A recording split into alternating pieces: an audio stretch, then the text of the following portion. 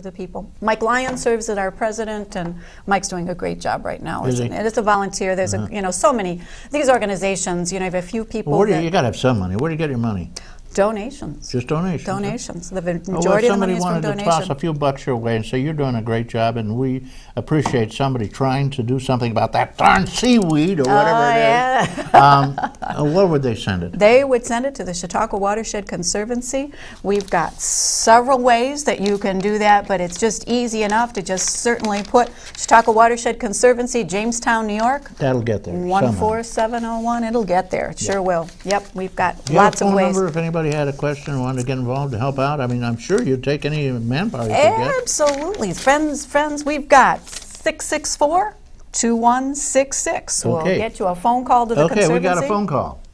Another phone call. We got two more, but let's take one, all right? Sure. I don't mean, again, give the number one more time. 664-2166. Good morning, caller. Thank you for waiting.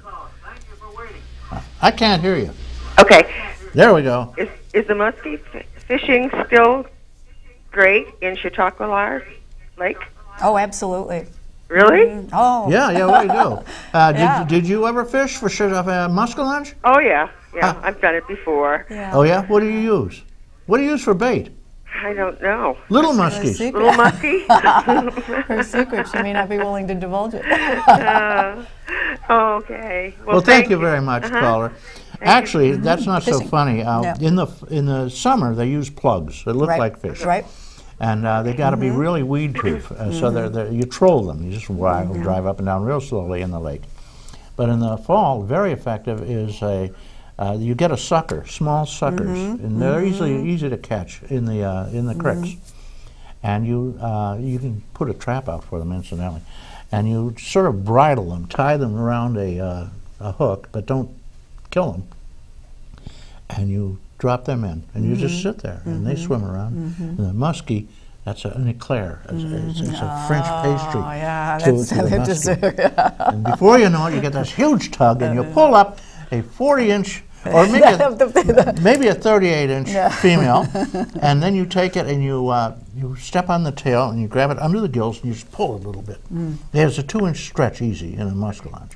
So it's now 40 inches. Okay. Oh, that's your trick. Yeah, that's an old fisherman's trick. You know, we learned a long time ago.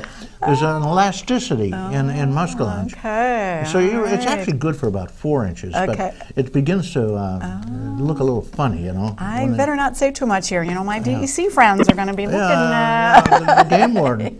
Game warden will be over here and say, "What are you telling the tricks for?" Yeah, that's right. No, it is fun. Another way you get, not through the Wamita gate, but there's another way you get into Chautauqua for free. I got to get one more way. Okay. Do you have a website? At the Conservancy. Well, let's just do that. What do they Google on? What do they Google? The website, just simply ChautauquaWatershed.org.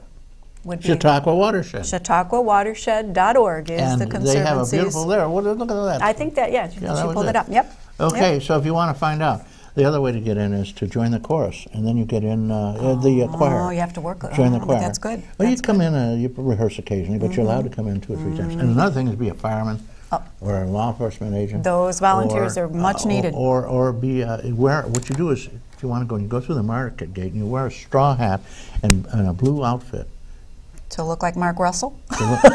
He called us all regularly. He was on the show regularly. No, really, he did. Amish. The Amish do wonderful work. And these houses are really antique houses. They need specialized care.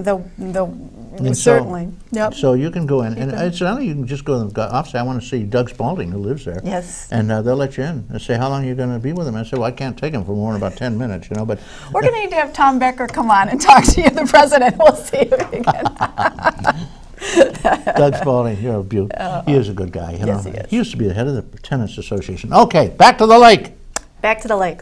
We're running out of time. What did you want to say? Oh, well, I think that certainly that there are so many things that have been going on, and really this little management plan that the county has, in fact, put together. It is just about ready to go to press. It will be open to the public to make comment on in the early part of 2010. Those dates are not in stone yet, so they will be published, and we're hoping that everyone who has any interest in the lake will read this executive summary and look at what parts of it are okay, what parts, no, we cannot do this, what parts are in fact maybe some things, some regulations that we're going to need to pass in this county to make sure that we do protect these waters. We are not in this alone. The nutrients that I mentioned earlier coming into our waters they're pollutants. You know, in the old days, we talk about pollution and people would think of, you know, acid and mercury and so many horrible things, you know, that would give us all terrible, terrible diseases. It creates a lot of seaweed. That's what it does. Again, the seaweed, the masses of seaweed. Yeah, and so in fact, when we hear pollution, we're not as scared, or you know, it's just, oh, that nasty seaweed. And in fact, you know, they're actually the weeds are good. Some weeds are good. The fish, those muskies love those weeds, and so we need to have some. But the point is, the pollution isn't so awful that we haven't all been screaming. But we do get upset about the weeds or the algae that showed up this summer in quite a few places in the lake. That was, what kind of algae? It was a blue-green. It looked like paint. In fact, one of the places they called the emergency squad and said there's been a paint spill in our bay, and it looks like blue paint, and no kidding. It's not good either. And that kind of stuff is being caused by these nutrients. And so the nutrients don't sound as bad as pollution that is going to kill us, but it is definitely going to harm our water. We're out of here. They just told us it's over. Caller, I'm sorry. We have another caller, but no big deal. You'll come back sometime. I will. I'd love to. I want to thank you, Jane, for giving up your morning and coming in and talking with us. We certainly did cover a little bit about the lake, which is fascinating. Good. And I want you to just take 30 seconds now, with uninterrupted, to close off. Go ahead.